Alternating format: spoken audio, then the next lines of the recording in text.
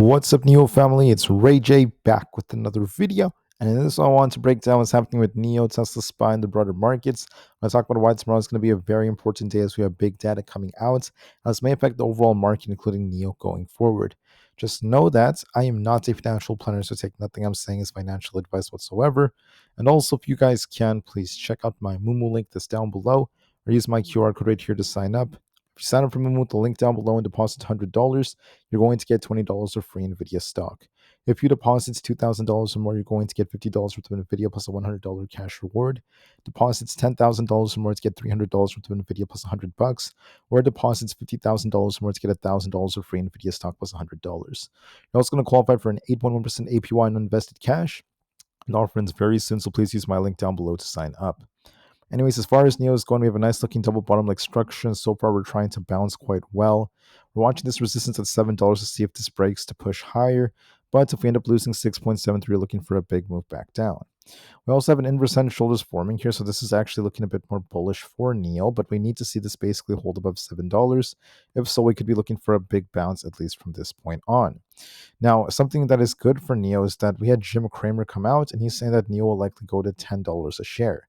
Now, I understand the inverse Cramer sentiment that a lot of people say that once Jim Cramer says a stock is bullish, the opposite tends to happen. I completely understand that hysteria, but keep in mind that the fact that he gave it some attention could be a decent piece of news.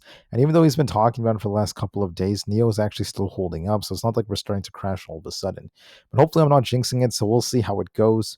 But Jim Cramer did say that once again, he thinks NIO has the potential to push to $10. And then after that, he mentioned that we could be looking for that is a good time to sell. And this is his quote right here: NIO probably goes to $10, then you have to sell. That's what Jim Cramer basically said.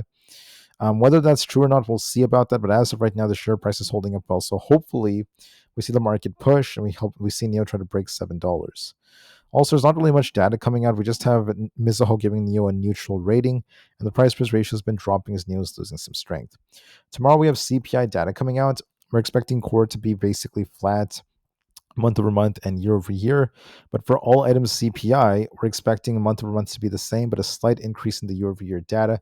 It's over 3%. That's the highest it's been since President Joe Biden was in office.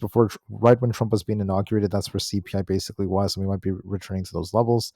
May even go higher, so we'll see how it goes. Hopefully it does not go too high. If CPI is too high, that could be a bearish sign for the markets. If it's not too high, if it's like decent, that could be a good sign that the market could try to bounce. We'll see how it goes. Crude has been coming down the last few months, so hopefully this trend continues.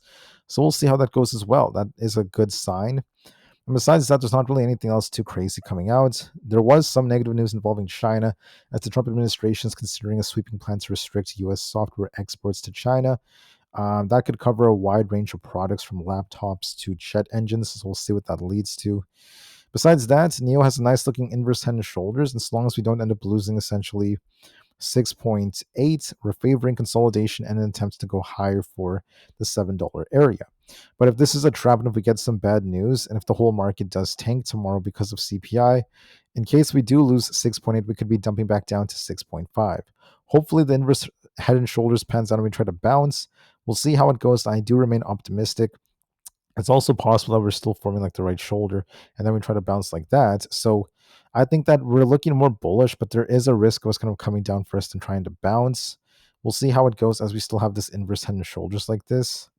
And this could be our right shoulder that's about to form. Maybe we're about to finish forming it before we try to bounce. That's what NIO might be doing, so be very careful. SPY and the QQQ are approaching CPI. We were looking more bullish, technically speaking.